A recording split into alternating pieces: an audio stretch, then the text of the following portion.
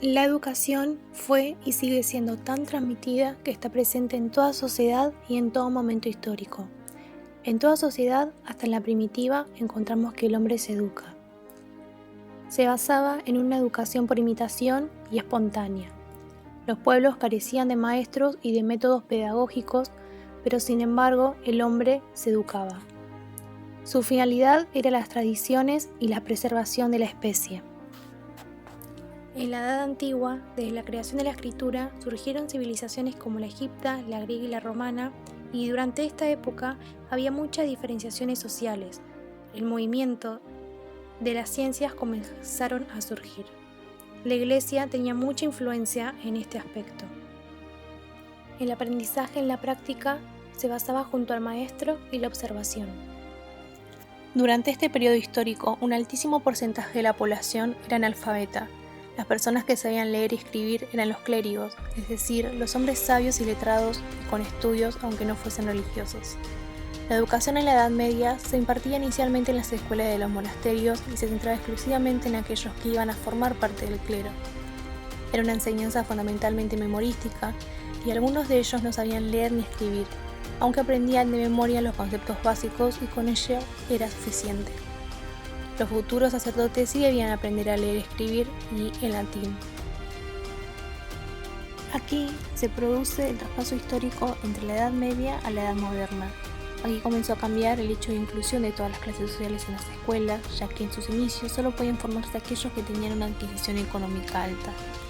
Comenzó a cambiar en el año 1600 con la educación por ilustración en Europa, cuando comenzaron a permitirle a las niñas a formar parte de la escolarización en las escuelas. Esto no quiere decir que estos temas no se hablasen años anteriores, solo que debido a su gran influencia religiosa en los estados y gobiernos, estas ideas eran difíciles que se pongan en práctica, ya que muchas veces llevan a la muerte quien los desafíe. También aquí surgen las escuelas filosóficas y filósofos importantes como Sócrates y Platón, que fue uno de sus estudiantes. Sócrates había desarrollado su técnica mayéutica y aquí hacía discutir y defender temas políticos dando charlas en plazas para jóvenes. Es por esto que este fue ejecutado, ya que trataba una cuestión no pertinente para la Iglesia, ya que estos los querían vacíos en conocimiento para dominarlos. Platón, con su teoría, la alegoría de las cavernas, dejaba entrever la condición de las personas en esa sociedad. Había una metáfora en donde hay dos mundos, uno de ellos es el mundo exterior y el otro el mundo sensible, donde están los prisioneros, y al ascender al mundo exterior el prisionero pasa de la oscuridad a la luz, es decir, de la ignorancia al conocimiento. La Iglesia fue una gran institución de dominación que tenía como objetivo transformar las mentes de las personas según sus propios intereses, y para ello usó el recurso de la escuela.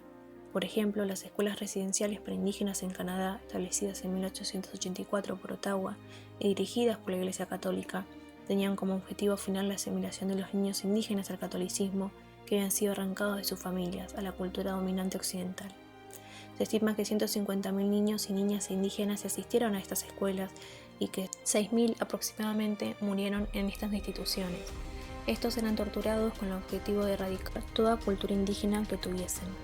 La educación ha estado ligada a procesos socioeconómicos y políticos del país. Durante la época del liberalismo, la educación liberal se basaba en formar al ciudadano en base a sus derechos y obligaciones. La educación se convirtió en un asunto estratégico y sus prácticas de escolarización son aportes como la del Estado docente, que es la intervención del Estado en la educación a través de la orientación, supervisión y financiamiento de la educación. Y también la obligatoriedad docente, convirtiendo el sistema educativo en una vía de ascenso social y de legitimación de las desigualdades. El positivismo aportó su base en considerar a la escuela como el único instituto evolutivamente superior de difundir la cultura válida para otra científica, natural o también de disciplinamiento social permitido, que facilitaría el progreso y el orden de la sociedad. Además, estableció como criterio de validación pedagógico que toda propuesta educativa debía de tener cientificidad, es decir, ser demostrada científicamente. Actualmente, la educación y su terminología ha sido cuestionada y ahora se basa en la transmisión de saberes mutuos, es decir, entre el educador y los educandos. Y ya no tan solo se considera la escuela como el único centro de enseñanza, el único que nos puede garantizar educación, sino que también que la sociedad misma educa. y nos prepara para construirnos y reconstruirnos en ella y así dominar nuestras pasiones e instintos.